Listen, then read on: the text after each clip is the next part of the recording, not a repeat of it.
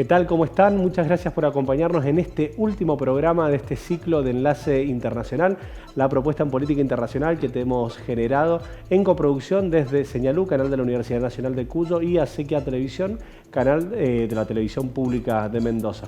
¿Cómo te va, Laura?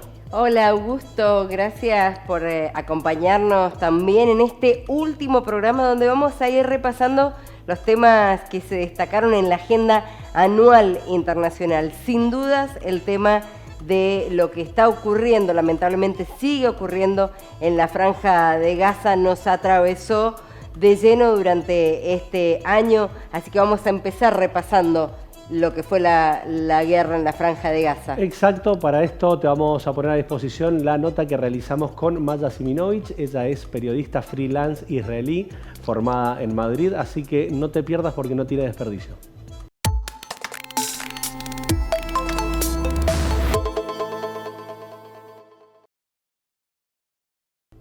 Hola Maya, bienvenida. Hola, Augusto. Bueno, muchísimas Hola, gracias. Muchas por gracias a invitarme. vos por el contacto, por permitirnos poder entender un poco y para introducirnos en el tema desde tu rol como periodista y desde tu rol como ciudadana. ¿Cómo te impactó, cómo te encontraste el pasado sábado con este ataque de Hamas y cómo se llegó a esto, ¿no? Pues la verdad que desde el sábado ya no sé si se sabe qué días estamos. Hoy, por ejemplo, he estado escribiendo notas y he estado poniendo todo el día que hoy es miércoles y de repente me di cuenta que era jueves. Los días son raros y estamos en una especie de pesadilla que no, la noche es día, día noche, no sé, no dormimos mucho, creo que nadie, los que están por aquí. El sábado amaneció con sirenas, no solamente en el sur, sino también en Tel Aviv. Yo me desperté a las 6:30 o quizás a las 7 con sirenas y realmente pensé que era un error, tal vez porque algo había pasado, no logré entender muy bien. Realmente desprevenida, porque este tipo de cosas, cuando hay una escalada, hay una escalada. Y sabemos más o menos qué es lo que no sé, no que es lo que nos espera, pero no nos ha pillado nunca así por sorpresa. Realmente la comparación con el Yom Kippur era pertinente en los primeros días, aunque sea solo por la sorpresa. Y ahora estamos metidos en una guerra, no sé si abierta todavía, porque no ha habido una entrada, una ofensiva terrestre israelí, pero se están llenando, se está llenando de tropas todo el sur, la frontera con Gaza, son como 300.000 soldados. Y todo esto, ¿cómo pasó?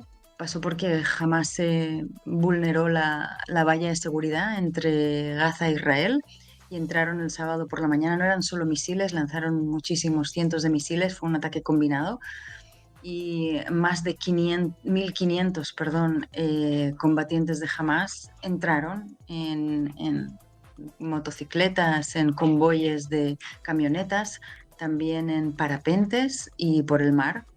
Algo inaudito, nunca había pasado algo así, repito, y era la pesadilla de muchos israelíes. Yo lo había oído hablar de amigas, tengo una amiga, por ejemplo, que se fue a vivir a Nueva York porque esta era su pesadilla, que pudiera haber una infiltración así. Y desde entonces estamos en esta situación en la que el país está sobrecogido, hay más de 1.300 muertos. La gente a la que le hablo por cualquier cosa, por trabajo, es raro el que no me diga que tiene un entierro ahora o vino un entierro después. Y así estamos. Maya, es notorio, vos nos decías fuera de cámara, estoy saliendo por primera vez a la calle después de días. ¿Cómo es justamente ese día a día? ¿Qué pasa con los israelíes en su cotidianidad con todo esto que pasó a partir del sábado? ¿Cómo se desarrolla un día? Creo que depende muchísimo de dónde estemos hablando.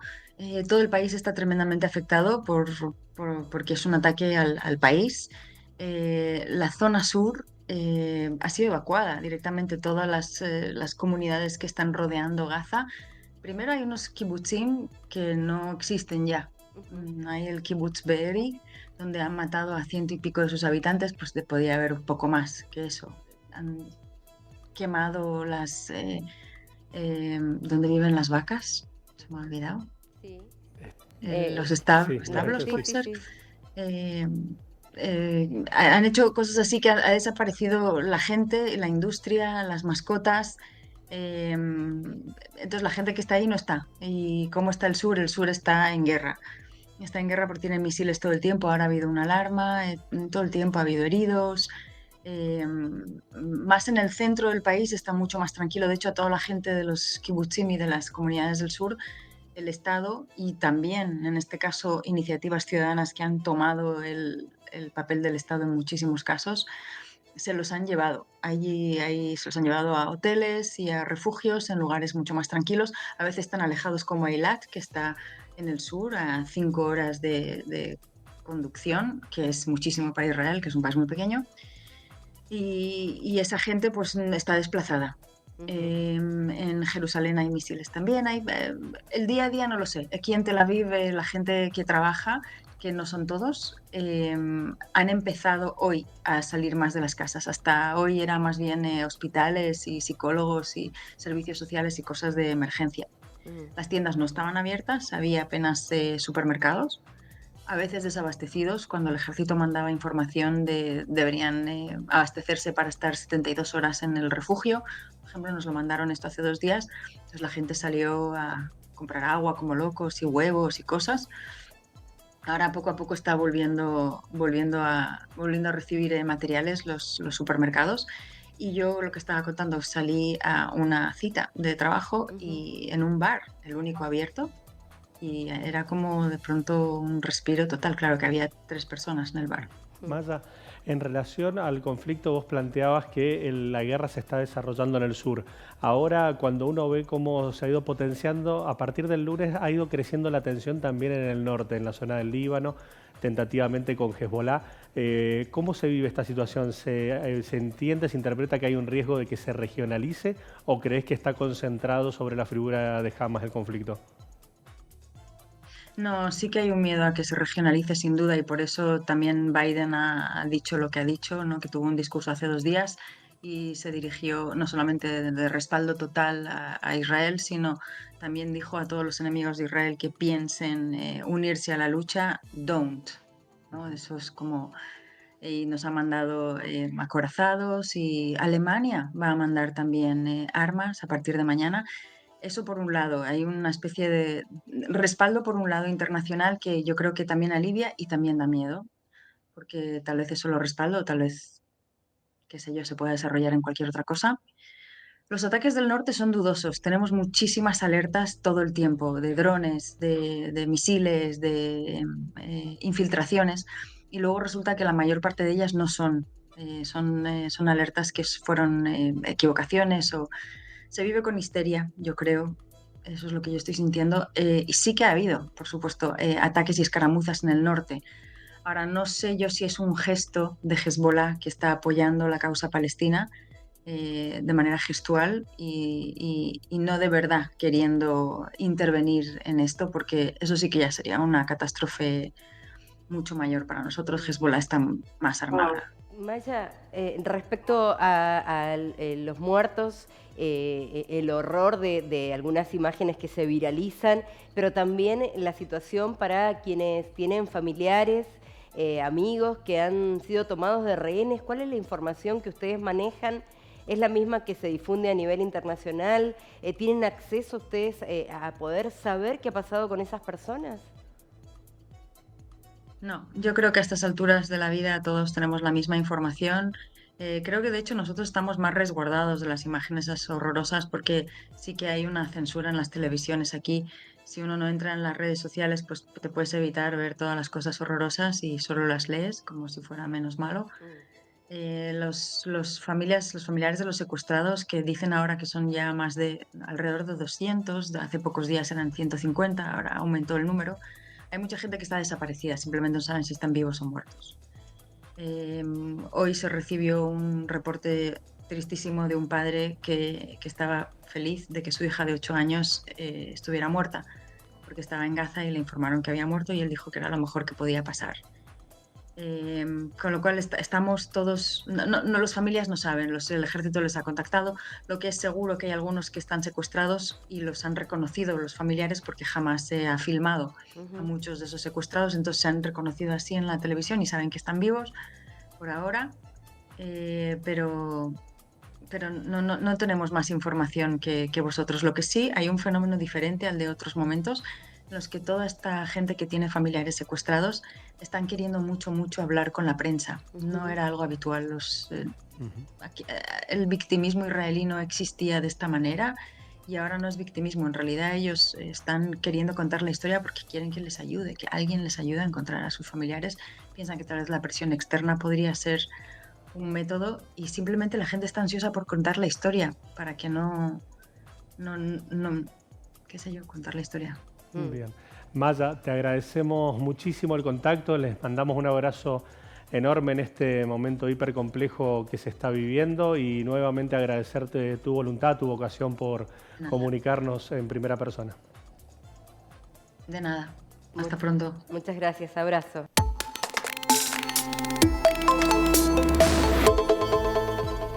Continuamos con Enlace Internacional. Te comentábamos que queremos hacer un repaso de los temas más importantes, más coyunturales del año y para esto vamos a repasar otra entrevista. Así es, vamos a seguir hablando del tema de la Franja de Gaza, la guerra, el dolor, la vida en el día a día para quienes están allí. Y en primera persona vamos a repasar el testimonio de una poeta, periodista Yassira Dima Hatif, que esto nos contaba.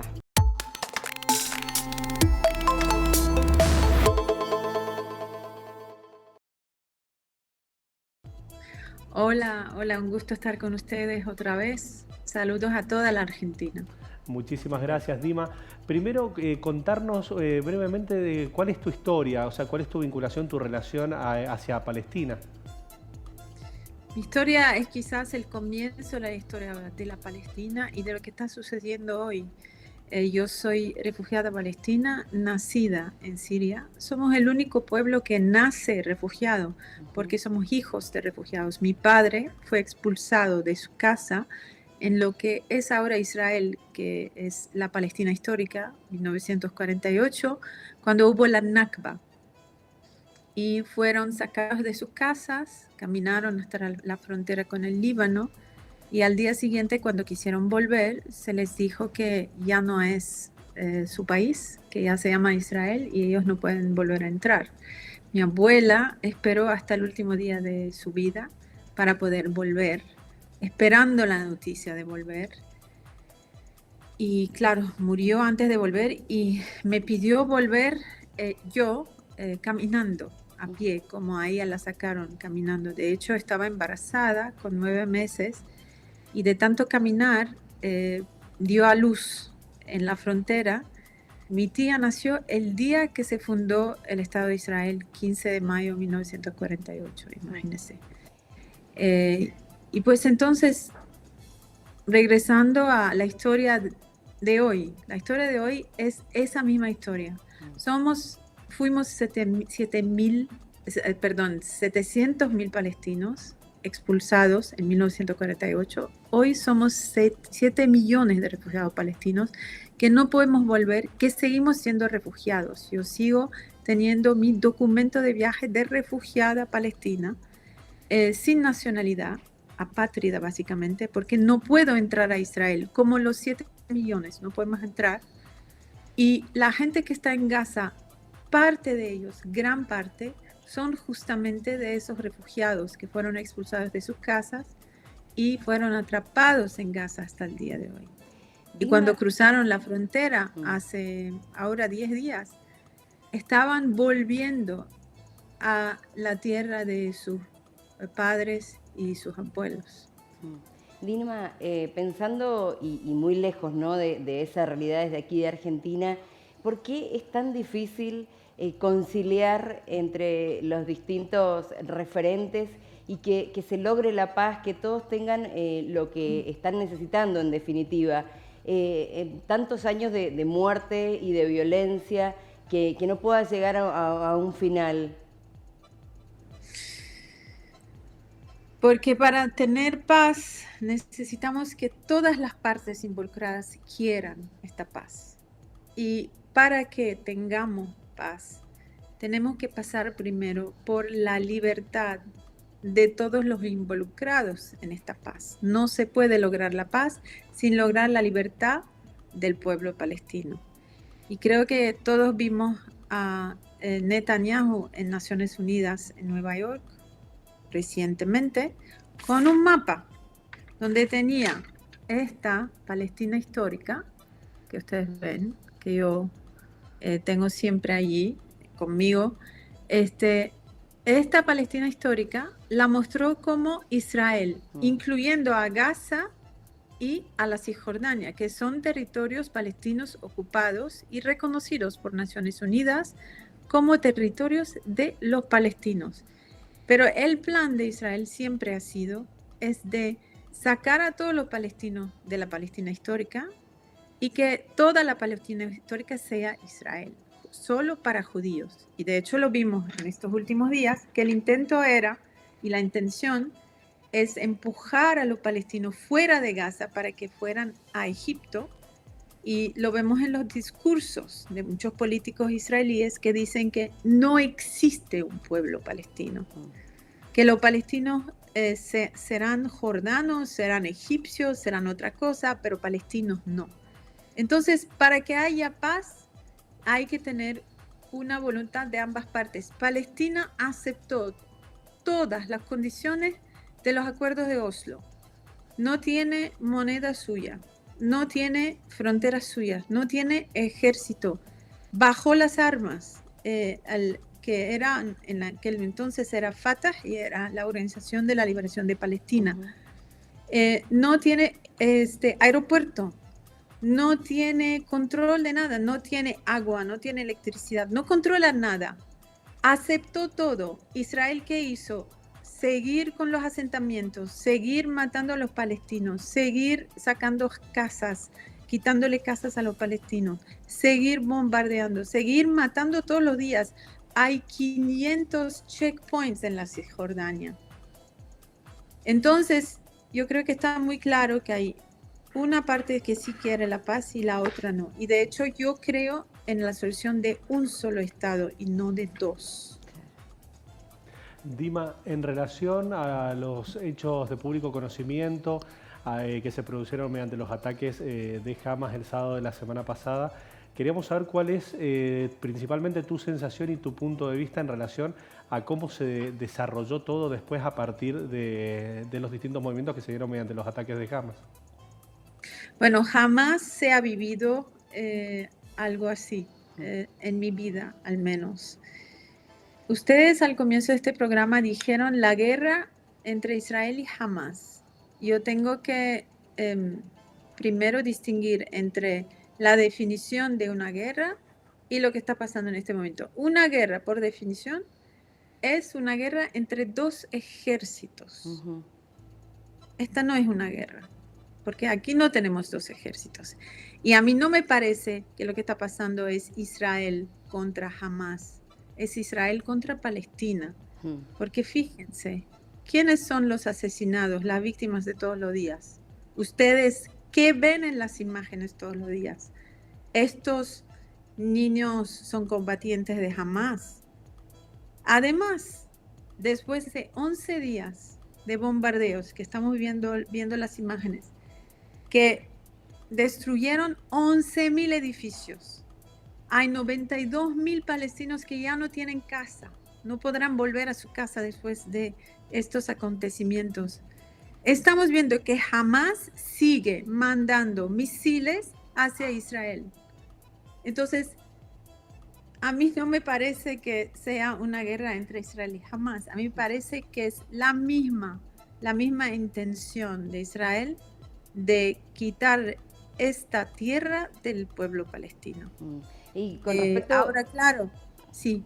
No, digo con respecto justamente a Hamas, que es quien inicia el ataque en esta oportunidad, más allá de que hay enfrentamientos permanentemente. ¿Hay acompañamiento, sobre todo en la franja de Gaza, de la población? en este tipo de ataque, porque bueno, en definitiva, como lo estás contando vos, los más afectados son los civiles, son los niños, que es el porcentaje más grande de la población, es gente indefensa, que no tiene nada que ver con la violencia. Es que también tengo un problema con la palabra inicia. A mí no me parece que la resistencia palestina inició nada. Los territorios palestinos de Gaza y de la Cisjordania son territorios ocupados militarmente y por derecho internacional, y eso lo pueden conseguir en la ley internacional. Sí. El pueblo que está bajo ocupación militar tiene el derecho a defenderse. Además, el ocupador, es decir, la fuerza ocupadora, no tiene el derecho de defenderse del pueblo que ocupa.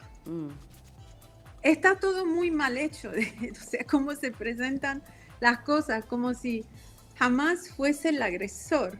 No. A ver, o sea, pongamos de lado la definición de lo que hizo Hamás en cuanto a crímenes de guerra, de todo lo que pasó, que lo vimos, ¿no?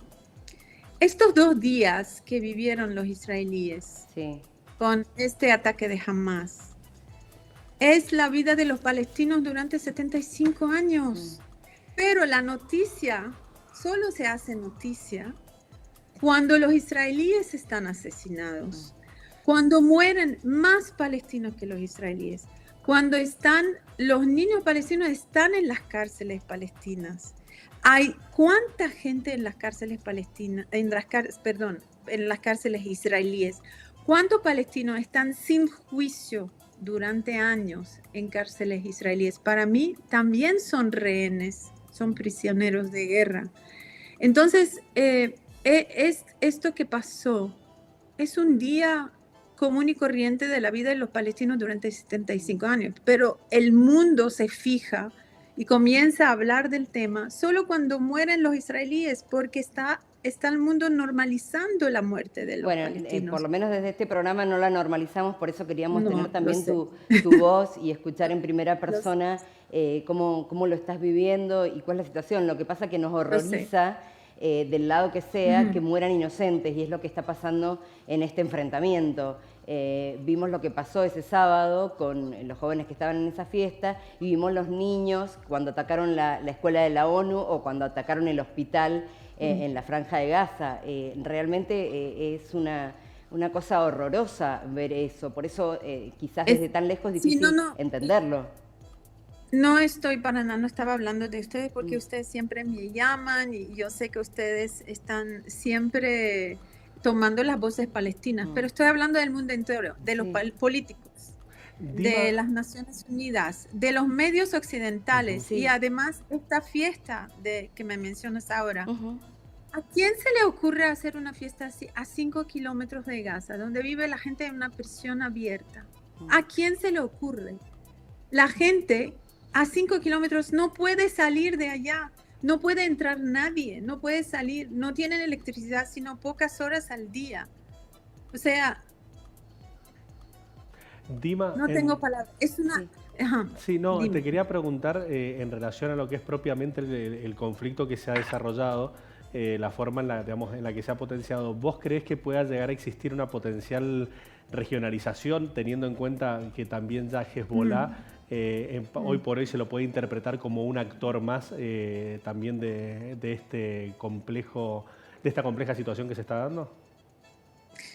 Es posible, lamentablemente lo digo, es posible. Ahora veamos la situación en la región.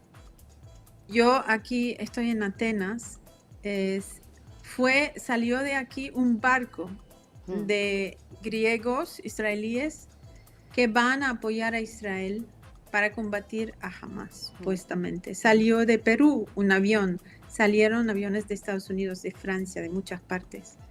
A los árabes que quieran apoyar a Palestina o a los palestinos mismos, no se les deja cruzar la frontera para ir a Palestina. De hecho, nadie puede entrar a Gaza desde hace ya más de 15 años, porque está bajo bloqueo total. La gente no puede salir, no puede entrar. Las fronteras de Egipto, de Jordania, de Siria, del Líbano no están abiertas. La gente no puede cruzar para apoyar a los palestinos. ¿No se ha ¿Qué cumplido con significa eso, una Dima? relación? ¿No se está cumpliendo con lo que se había anunciado, por lo menos desde Egipto, la apertura de la frontera para que llegue la ayuda humanitaria? Es que está abierta solamente para ese propósito nada más, pero si intenta pasar algún egipcio para apoyar a Palestina, como están volando desde Occidente para apoyar a Israel, no es posible. Pero si fuera posible, yo creo que habría millones de Argelia, de Marruecos. A pesar de la normalización en Marruecos, los marroquíes salieron a la calle en Rabat, yo no sé si lo vieron, pero eran ríos de gente apoyando a Palestina. Desde la propia Siria, que está también bajo la guerra del régimen contra su pueblo, desde el Líbano, Egipto, increíble el apoyo en Egipto, pero todos los países árabes, de verdad. Y en el mundo occidental también. Y desde el mundo occidental. Ahora, ¿qué pasa? Que estos países árabes que tienen ejércitos, pero usan estos ejércitos para más bien reprimir a sus pueblos cuando salen en revueltas, como lo vimos en las revueltas árabes. Se usaron los ejércitos para reprimir a la gente. No se usan para apoyar a los palestinos. Claro. Entonces, una guerra regional, ¿qué va a ser? Porque la mayoría, como dicen ustedes en Latinoamérica, son pitiyanquis. Los regímenes árabes son pitiyanquis, o sea, tienen bases gringas y no van a hacer nada en contra de la voluntad de los Estados Unidos. Aunque sí vemos voces ahora criticando lo que está pasando, pero es solo palabra, o sea, ¿a dónde van a ir con las palabras? Sí. Entonces, una guerra regional, ¿qué va a ser? Va a ser con Hezbollah, y eso quiere decir Irán. Eso sería gravísimo. Más terrible aún, sí. Eso sería gravísimo, y de hecho Irán anunció que estaría dispuesta, que tiene 1 millón de combatientes, que todo esto. Y esto sería, por supuesto, terrible para toda la región, y no creo que sea, o sea, no es la vía. Yo espero que lo que está pasando pueda quizás avanzar la causa palestina en algún momento, a pesar de todas las pérdidas, para que los palestinos puedan hablar de sus derechos de verdad sobre la mesa. Con esta, llamemos esto lo que llamemos, pero es un poder militar que tiene Hamas en este momento, que nunca ha tenido antes. Ocupar asentamientos enteros dentro de Israel, nunca ha habido eso, nunca he visto eso antes, desde la guerra del 1973, cuando eran ejércitos de Egipto y de Siria, que entraron en guerra contra Israel para liberar parte de los territorios ocupados por Israel de Egipto y de Siria. Entonces, yo no sé, estoy pensando, vamos a ver escenarios, de verdad acaban con Hamas, como dicen, pero no es solamente Hamas, hay yihad. Mientras no tengamos solución para los palestinos, habrá un nuevo Hamas.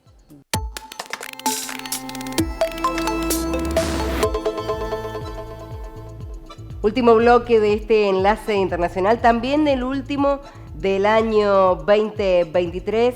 Estamos repasando los temas que se destacaron este año en la agenda internacional y vamos a compartir otra de las voces que pasaron por el programa. Exacto, de hecho te vamos a poner a disposición para repasar lo que fue la entrevista con Melissa Trat, esta periodista sanjuanina que estaba radicada en Cisjordania, justamente para tener la visión, la perspectiva con la cual ella abordó la temática, la cual vas a poder ver en este momento.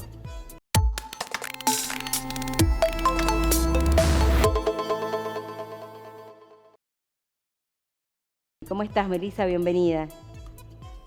Hola, un gusto, muchas gracias por invitarme. No, gracias a vos por estos minutos. Bueno, venimos de varios días donde ha habido finalmente esta tregua y personas que estaban en manos de Hamas fueron liberadas y también personas de origen palestino que estaban en las cárceles israelíes, sobre todo mujeres y niños que no habían sido juzgados. ¿Cómo ves esta tregua que, según dicen, de un lado y del otro se puede mantener en el tiempo. Sí, bueno, me parece que claramente es un respiro para la población. Es un respiro para la población en Gaza, que ha estado siendo bombardeada por más de 40 días ya. Creo que todos hemos perdido un poco la cuenta. Eso ha implicado miles y miles de personas muertas, y estamos hablando de civiles, no estamos hablando necesariamente de militantes de Hamás. Al mismo tiempo, recordamos que había más de 200 rehenes que Hamás tomó de la población israelí, se los llevó a Gaza en ese ataque del 7 de octubre. Esas personas estaban en Gaza, muchos de ellos siguen ahí, pero con esta tregua que se pactó también la liberación de muchos de ellos. Esto se ha estado haciendo con normalidad, ha habido algunos pequeños obstáculos, si se quieren, en los intercambios, pero en general se ha estado llevando a cabo de manera efectiva esto de intercambiar a rehenes que jamás se había llevado a Gaza, y al mismo tiempo la liberación de prisioneros palestinos que estaban en cárceles israelíes, muchos de ellos previo al 7 de octubre. Pero la realidad, creo yo, que es simplemente una cuestión muy temporal, muy, si se quiere, a corto plazo. Desde el gobierno israelí ya han asegurado que apenas termine la tregua van a seguir con su objetivo militar de destruir Hamás. Y cuando hablamos de su objetivo militar de destruir Hamás, estamos hablando nuevamente del ataque y el asesinato a civiles en Gaza. Así que me parece que lamentablemente lo que estamos viendo ahora es simplemente un respiro. La buena noticia es que se ha ido extendiendo de a poquito, han ido extendiendo de a un día, pero la realidad es que esto sigue sucediendo porque siguen habiendo rehenes israelíes en Gaza. En el momento en que esto termine, según las intenciones declaradas de Israel y específicamente del primer ministro Benjamin Netanyahu, el fuego va a seguir. No estamos hablando por ahora de un cese al fuego permanente, y eso es un poco lo que debería exigir la comunidad internacional después de que ya ha corrido tanta sangre en ese lugar, ¿no? Justamente el presidente de la Autoridad Palestina le ha pedido a los Estados Unidos que intervenga para que ya definitivamente se termine el fuego en la Franja de Gaza. Los organismos internacionales también están interviniendo, pero no se logra este cese al fuego. ¿Crees que a partir de esta tregua y de ver y escuchar y compartir la vivencia de las personas que han estado en manos de Hamás y del dolor de lo que sabemos a diario, de cómo lo padecen los civiles de Palestina, se puede llegar a terminar con esta guerra? Yo creo que en algún momento tiene que terminar claramente esta guerra puntualmente. El tema es que cuándo va a terminar y cómo es la pregunta. Yo creo que lamentablemente lo que venimos viendo, y esto no es nuevo, es una intención de directamente exterminar a la mayor cantidad posible de la población palestina en Gaza. Hay quienes, distintos analistas opinan distintas cuestiones. Hay quienes creen que hay una intención de limpieza étnica detrás de los ataques de Israel a la Franja de Gaza. Uno puede discrepar en eso o no, pero la realidad es que lo que estamos viendo es que la forma de atacar Gaza ha sido un bombardeo ininterrumpido, donde han fallecido más de 16.000, 17.000 civiles. A esta altura hemos perdido un poco la cuenta. Obviamente estamos en días de tregua y eso significa un respiro para la población. Pero me parece a mí que las declaraciones del gobierno israelí no dan ningún tipo de esperanza sobre qué va a suceder cuando se terminen de liberar a los rehenes israelíes. Que además, digamos todo también, mientras se ha planteado un intercambio de rehenes israelíes que estaban en Gaza con prisioneros palestinos, Israel ha estado encarcelando casi a la misma cantidad de palestinos en estos días de tregua que los que ha ido liberando, ¿no? Claro, o sea, Israel... Eso por ahí no se conoce mucho. Y también una mirada que tenemos, sobre todo desde Argentina particularmente, pero algunos otros países latinoamericanos, incluso en Europa, donde está puesta la visión de alguna manera pro-israelí, donde se intenta atacar a Hamás, que está bien porque es una organización terrorista, pero sin tener en cuenta los miles y miles de civiles que están siendo afectados, que están muriendo, las situaciones de los hospitales, las situaciones de las personas que lo pierden todo en esa guerra tan desigual también, ¿no? Sí, yo creo que hay un problema muy grande, que es querer mirar lo que está pasando bajo una lupa de blanco-negro, ¿no? Me parece, al menos como periodistas, a nosotras nos toca un poco contar la imagen completa. ese 7 de octubre Hamás cometió un ataque que masacró a alrededor de 1.200 israelíes y atacó a población civil, atacó a mujeres, hombres y niños. Eso ocurrió el 7 de octubre, esas familias merecen justicia. Y al mismo tiempo, en el derecho internacional existe lo que se conoce como el principio de proporcionalidad, ¿no? Israel, por más que sea lo que escuchamos de parte del IDF o de las Fuerzas de Defensa israelíes, que tiene que ver con que ellos están atacando terroristas, la verdad es que cuando ellos bombardean campos de refugiados, hospitales, caravanas de ambulancias, establecimientos de las Naciones Unidas, hay un principio muy claro de que no se está respetando esa proporcionalidad, de que por atacar según lo que ellos dicen, porque claramente no tenemos nosotros tampoco una información objetiva desde el terreno, pero por atacar lo que ellos dicen son objetivos militares legítimos, en realidad están atacando lugares donde hay claramente una gran cantidad de población civil, y eso implica una violación al derecho internacional, implica crímenes de guerra, que ojalá veamos en algún momento digamos, a las cortes internacionales poder llegar a juzgar. Sabemos que hay muchos obstáculos para eso, pero la realidad es que Israel en este momento está cometiendo eso, digamos. Sea una agrupación como Hamás, o sea, un Estado como el de Israel, me parece que las familias y la población civil merecen justicia. No es lo que estamos viendo, y lamentablemente lo que se viene pronto, muy probablemente, es una continuación de las hostilidades, y por lo tanto mucha más población civil sufriendo lo que ya venimos viendo hace más de un mes, ¿no? Bueno, Netanyahu ha dicho que no va a parar esta guerra hasta terminar con Hamás. Quiero preguntarte, vos que tuviste la oportunidad de vivir en Cisjordania, ¿quién apoya a Hamás? ¿Cómo se mantiene en el tiempo? Porque también tiene una actitud desigual y belicosa hacia adentro de la misma Palestina.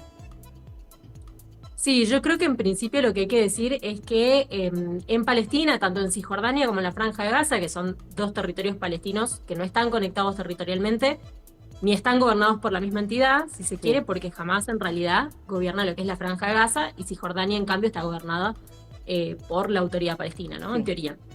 Lo que hay que entender primero es que no hay elecciones en ninguno de los dos territorios desde más o menos el 2006, por lo tanto es muy difícil plantear quién tiene la legitimidad en la representación del pueblo, ¿no? Porque el pueblo no va a elegir, no va a las urnas desde hace mucho, mucho tiempo. Sí es cierto que lo que te puedo decir es que estando en el lugar, como en todo pueblo, hay gente que apoya a Hamás y hay gente que no. O sea, como nos pasa en Argentina, que también tenemos nuestras propias opiniones políticas, por supuesto que eso pasa también en el lugar. Y lo que hay que entender es que existe una ocupación israelí en el lugar. O sea, esto no es un conflicto limítrofe entre dos estados. Previo al 7 de octubre lo que había es un gran cercenamiento de los derechos humanos más básicos del pueblo palestino en ese lugar de parte de Israel. Eso existía y eso no justifica, por supuesto, el ataque del 7 de octubre, pero nos tiene que servir para entender el contexto también. Y por lo tanto, eso también un poco genera que la población que vive hace décadas así, o sea, hay gente que nace, vive y muere en el contexto de la ocupación israelí. No ha conocido otra cosa, y hay quienes obviamente están a favor de una salida pacífica de las cosas, hay quienes trabajan incluso en ONGs con israelíes trabajando por la paz, y hay quienes opinan que la violencia es un método legítimo de resistencia. Estoy obviamente trayéndoles simplemente palabras de ellos, de ellas, y lo que sí me parece importante rescatar es que la ocupación israelí lleva muchísimo más tiempo, ¿no?, que el tiempo de existencia de Hamás. Y de hecho, lo que te puedo contar en dos líneas, una historia muy interesante, que es que en 1956, en uno de los tantos hitos que enfrentaron a ambos pueblos, hubo una situación donde el ejército israelí estaba en la Franja de Gaza, alineó, digamos, a los hombres mayores de 15 años y los ejecutó en uno de los tantos, como les decía, enfrentamientos entre ambos pueblos. Un niño fue testigo de esto, un niño de 8 años, vio cómo asesinaban a su tío, y ese niño se convirtió después en uno de los cofundadores de Hamás, ¿no? Años y años después.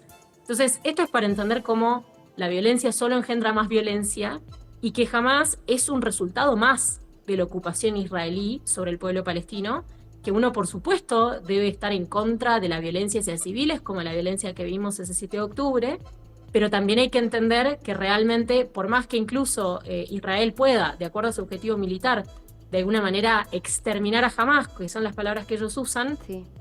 esto en realidad hay que entender que no, por más, hagamos de cuenta que en efecto es posible exterminar a toda la agrupación con todo lo que ellos llaman efectos colaterales en el medio, que son miles y miles de civiles muertos, de niños, de mujeres, de hombres que no tienen nada que ver con Hamás, muertos a causa de los bombardeos israelíes y de los ataques israelíes. Pero además de eso, hay una construcción social de lo que significa la resistencia. Aparecerá otro Hamás. Exactamente. Con el nombre que exactamente. sea. Eso es lamentablemente así porque lo tienen muy internalizado, como vos decís. Hay gente que ha pasado toda su vida en este contexto. Finalmente te pregunto por la figura Netanyahu, que venía muy en picada antes de que se produjera el ataque de Hamás, pero incluso ahora, no solo los familiares de las personas que son rehenes de esta agrupación terrorista, sino mucha gente en Israel y en otros países donde hay población israelí, como en el mismo caso de Argentina, se diferencian y no están de acuerdo con lo que está haciendo el gobierno. Entienden que está cometiendo crímenes de guerra. ¿Cómo queda parado a partir de esto? Sí, yo creo que esa es una distinción muy importante, sobre todo para entender que no hay por qué igualar, digamos, a la comunidad judía como una misma entidad con lo que es el Estado de Israel y además los gobernantes de Israel, que en este momento estamos hablando de una coalición de extrema derecha, ¿no? Hay muchísimos grupos, de hecho, dentro de la comunidad judía, globalmente, que de hecho trabajan por terminar con la ocupación israelí, ¿no? Por encontrar una salida donde ambos pueblos puedan vivir en paz. Entonces, eso es bastante importante de destacar. Y también me parece relevante lo que decía, sí, el gobierno de Netanyahu, previo al ataque del 7 de octubre, venía bastante debilitado. Primero hay que decir que Netanyahu estaba acusado por varios cargos de corrupción, etcétera. Para quedarse en el poder terminó haciendo una coalición con los grupos de más extrema derecha del país. Mucho de lo que vemos hoy tiene que ver también con cómo la tensión iba creciendo en el lugar. Yo estaba ahí en Cisjordania cuando cada 4 o 5 días pasaban cosas, había ataques, los colonos israelíes atacaban a la población palestina, algún palestino intentaba hacer algún ataque en algún asentamiento israelí. O sea, eso existía diariamente, muy fogoneado por el gobierno de extrema derecha, que al mismo tiempo quería pasar una reforma judicial que los propios israelíes veían como una especie de atentado a sus derechos más básicos. Le daba la suma del poder, ¿no? En definitiva. Sí, lo que pasa es que la corte, muchos de los israelíes veían que la corte en Israel era de alguna manera un freno, claro, a las políticas de más cercenamiento de derechos, en contra de las comunidades LGBTIQ+, ese tipo de cuestiones. Entonces, bueno, había gente, por supuesto, que los apoyaba y gente que no, pero sí veíamos en Israel una serie de protestas que se mantuvieron en el tiempo todos los fines de semana en contra del gobierno de Netanyahu. Después ocurrió lo que ocurrió y obviamente los pueblos se repliegan y obviamente además es un momento primero de mucho dolor y segundo hay que hacer algo al respecto en el sentido de que estaban los rehenes y que siguen algunos de ellos en Gaza, por lo tanto obviamente hay una cuestión de decir, bueno, más allá de lo que se le exigía a Netanyahu antes, hay una cuestión de replegarse como pueblo, unirse, por supuesto, ante una circunstancia así. Lo que te puedo decir es que hoy en día las encuestas le dan bastante bajas a Netanyahu, mucha población israelí lo que plantea es que apenas se termine esto, Netanyahu va a tener que afrontar las consecuencias de lo que pasó y entender cuáles fueron sus responsabilidades en el ataque del 7 de octubre, que eso lo determinará la justicia del propio país.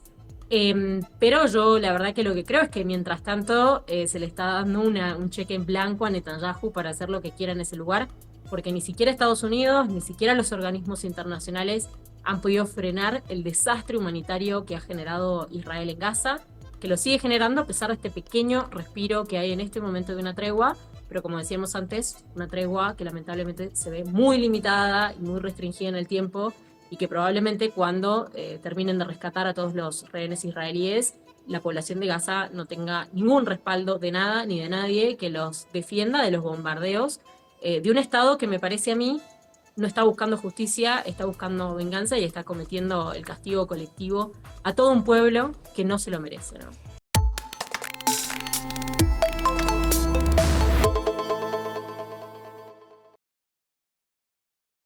Otro de los momentos importantes que tuvimos a lo largo de este 2023 Enlace Internacional tiene que ver con la presencia en el programa del director de cine Adrián Biasiori, que siempre nos trajo la parte del arte en cada uno de estos temas duros que estuvimos tratando durante el año.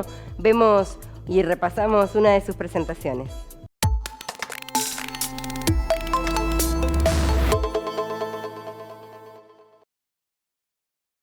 Un tema duro realmente, pero bueno, también desde el arte se puede interiorizar un poco más, llegar un poco más a lo que está sucediendo. Sí, es un tema duro y justamente por la crudeza y la crueldad que muchas veces tiene el tema, es que en realidad lo que nos tenemos que plantear es cómo el cine lo retrata. Y en realidad lo que ha pasado a lo largo de la historia del cine es que no siempre ha sido retratado de la manera que hoy está siendo retratado. Ustedes recordarán que el año pasado ganó el Oscar una película bélica, ya de hecho hasta es un género, el género bélico, ¿no? Estuvo nominada al Oscar junto con Argentina 1985, por eso lo vamos a recordar mucho. Claro. Y justamente el enfoque que hoy se da sobre la guerra es un enfoque en donde nos permita, el contexto de guerra, hacer una reflexión sobre lo profundamente humano que se genera a partir de ese hecho en sí mismo. Así que bueno, lo que vamos a hacer es recorrer a través de 3 películas, de tres producciones, lo que sucede en un contexto de guerra, pero fundamentalmente con lo que le sucede a las personas y lo que sucede cuando esas personas se ponen en esa situación y a través de ciertas metáforas y a través de la reflexión que se puede generar. Así que bueno, empezamos con la primera, que es una película que ya tiene 20 años y estamos hablando de Domicilio Privado, ¿sí? Una película del 2004. Vamos a empezar a ver algunas imágenes y el postulado de base es... ¿De dónde es la peli? Es una película, el director es un director italiano, ¿sí? No sé si es italiana porque cuando uno habla de que la película depende de quién puso dinero. Sí, ¿no? Y suelen ser coproducciones además, claro. Pero bueno, esta película en realidad tiene que ver con el postulado inicial, es el postulado de un personaje que es Mohamed, un padre de familia, que a su vez es un profesor de literatura, progresista, que enseña en uno de los institutos más progresistas de Palestina, y él vive junto con su familia y sus 5 hijos en un lugar, en un pueblo de Palestina, pero en un lugar muy estratégico porque está entre donde está la mayor cantidad de población de ese pueblo y un asentamiento israelí que está ocupando esas tierras palestinas. Entonces, este lugar estratégico hace que la casa de Mohamed sea tomada por los soldados y a partir de ahí él tiene que empezar a convivir, él y su familia tienen que empezar a convivir con los soldados. El espíritu pacifista de este hombre palestino hace que ellos no se vayan y que decidan quedarse, ¿sí? ¿Conviviendo? Conviviendo, y a partir de ahí se establece una serie de relaciones, una serie de situaciones que ponen en jaque justamente lo que él cree como más profunda, que es la paz. Es un hombre de paz. Es un hombre progresista, ¿no? Claro. Entonces, la película como metáfora funciona muy bien. Esto de que yo les digo de poner a los personajes en esta situación y en este contexto tan crudo, pero que hace y que genera otro tipo de reflexión. Interesantísimo, interesantísimo. La segunda película que vamos a ver... Perdón, un detallito antes. ¿Dónde la podemos ver? Esta está disponible en plataformas amigas, vamos a decirlo de alguna manera. Legales. Y no la he encontrado en las plataformas más importantes. Bien. Está en YouTube, pero lo que tienen las de YouTube que a veces están en baja calidad o están en español, pero en español de España. Español castizo. Español ¿sí? fuerte. Así que bueno, eso es lo que tienen. Claro. Pero se pueden encontrar fácilmente si uno las busca. Bueno, ¿sí? Si vieron Melí pueden verla perfectamente. Sí. Es así. Bueno, vamos a ver con la otra, el hijo del otro. Fíjense, acá también hay un postulado sumamente interesante. ¿Por qué? Porque hablamos de un chico israelí, que se prepara para entrar al ejército. Ustedes recordarán que es obligatorio el ejército en Israel, los jóvenes participan del ejército y se preparan para eso. En esta situación que se está preparando, se entera que es adoptado, pero su familia tampoco sabía que él era adoptado. Lo que sucede es que en el momento que nace, en un momento de la guerra, el bebé es intercambiado por un bebé palestino, ¿sí? Un bebé que en este momento es un joven, es otro joven, pero que vive en los territorios tomados de Cisjordania. postulado increíble y hermoso para iniciar una película y para poner en conflicto a dos familias, claro, ¿sí? Que se encuentran en donde van a tener que reconstruir estas familias y estos jóvenes su identidad, ¿sí? Y ver cómo empezar a construir lazos con estas otras familias en el marco de la guerra, ¿sí? Desde ese punto de vista, ahí uno ve la potencia del cine, ¿no? Cómo se puede pensar los conflictos desde otro lugar, pero desde ese otro lugar es lo profundamente humano. Interesantísimo, sobre todo cómo haces eje, cómo haces foco desde lo humano, ¿viste? Desde la experiencia particular tanto de una familia, de un hijo, en relación a lo que se encuentra o a lo que la vida le propone en particular sobre un contexto macro que es hipercomplejo. Sí, sí. Y además está bueno que el arte se permita eso que muchas veces cuando nosotros hacemos las crónicas o cuando uno ve en los medios el día a día de este conflicto, bueno, no se va sobre las personas y sobre lo individual, se va sobre lo colectivo y se habla de números, de muertos, de números de vida, pero detrás de eso hay historias de vida, hay personas que están sufriendo. Bueno, es que el cine te permite eso, te permite poder hacer empatía con un personaje que te das cuenta que no es tan distinto a vos y tiene más o menos tus mismos deseos en general con respecto a la vida. Entonces, eso que plantea el cine para mí es muy fuerte, porque te hace ver las cosas de manera diferente, ¿no? Bueno, y la última producción, que es una producción que está disponible en Netflix, es Nacidos en Gaza, ¿sí? Sí, la empecé a ver. Hay que estar fuerte para verlo, porque realmente es muy impactante. Sí. Es muy doloroso ver a chicos en primera persona contando las historias. Bueno, lo que son 10 niños, 10 niños y niñas, que hablan sobre la guerra, niños nacidos en Palestina, en guerra, ¿no? Y acá hay una cosa increíble, y a mí lo que me sorprende, dos cosas de esto, ¿no? Me sorprende el tema de cómo los niños hablan con una absoluta naturalidad por haber nacido en ese espacio del terror de la guerra. Lo que a nosotros nos puede escandalizar absolutamente lo que ellos cuentan y no podemos creer lo que ellos están contando, ¿no? Es lo que les pasa a diario, claro, es su cotidianidad. Entonces, eso es tremendo. Y por otro lado, lo que uno piensa, que esta película ya tiene 10 años, es cómo van a ser estos chicos de adultos. Claro. ¿Cómo van a construir su identidad, su vida, sus relaciones, sus vínculos, sus objetivos, habiendo nacido y habiéndose criado en un contexto de guerra? Me parece que también ahí hay otra reflexión. También hay una reflexión que nosotros podemos hacer como adultos en relación a la guerra. Y cómo juega esta naturalización de la posibilidad de la muerte permanente, ¿no? Sí. Cómo a uno le impresiona y por ahí ven un niño esa naturalización que es absolutamente dolorosa, digamos, en el sentido y antinatural. Total, absolutamente. ¿Cómo será la identidad de estos niños, ¿no? ¿Cómo serán sus objetivos, sus metas, sus sueños, ¿no? Adri, es un documental. Es un documental de 1h10, más o menos. Es de un director ítalo-argentino, que su nombre es Hernán Zin, ¿sí? Y es sumamente crudo, pero me parece que más allá de la crudeza es una oportunidad para poder ver este conflicto desde otro lugar.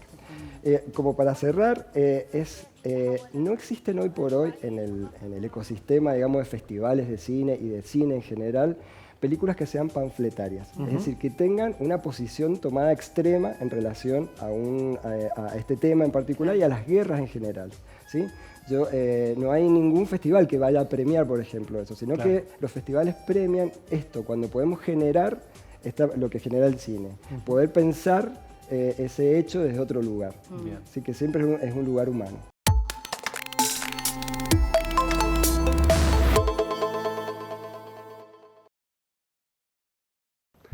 Llegamos al final, pero no simplemente al final de este programa, sino al final de este año, de este ciclo 2023.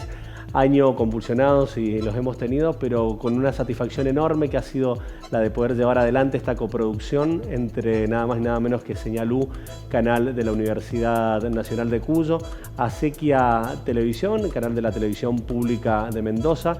Agradecer también la colaboración que ha existido y que ha hecho posible que se haya llevado adelante este contenido, como ha sido nada más ni nada menos que la figura del vicerrector Gabriel Fidel. En nombre de él también el agradecimiento a toda la gente de la Universidad Nacional de Cuyo a través del canal Señalú y a la casa que nos cobijó durante todo este tiempo de Acequia TV, todos los compañeros de trabajo, un grupo grande que nos han tenido mucha paciencia, especialmente a mí, que es la primera vez que estoy participando en el programa y realmente lo he hecho con mucho placer.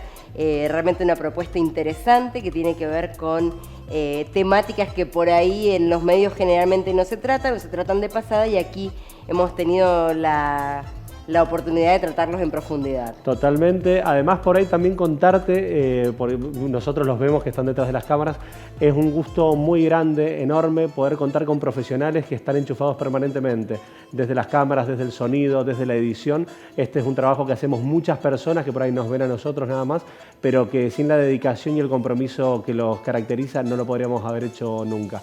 Esperamos encontrarnos pronto, te dejamos una muy feliz Navidad, un muy feliz Año Nuevo y muchísimas gracias por habernos acompañado, también a nuestras repetidoras con las que hemos podido hacer convenios como Canal Sama de San Juan, Canal 3 de San Martín y Construir TV para toda la Argentina. Felices fiestas para todos y que el próximo año, el 2024, sea mucho mejor para todos. Chau.